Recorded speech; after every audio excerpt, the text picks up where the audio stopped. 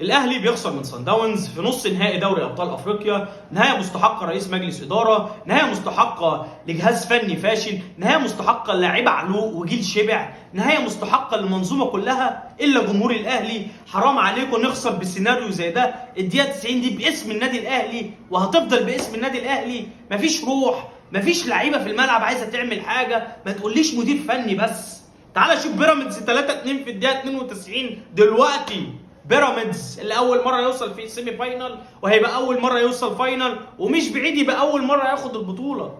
من اول فاينال لعيبه رجاله، عيال عايزه تعمل حاجه، فريق نفسه يقدم حاجه، فريق ما عندوش جمهور، فريق ما عندوش شخصيه بطل بس عنده رجاله في الملعب، عنده عيال عايزه تعمل حاجه.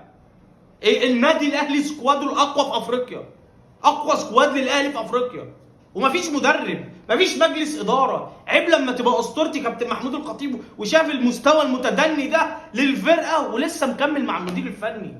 لازم يخسرك دوري، لازم يخسرك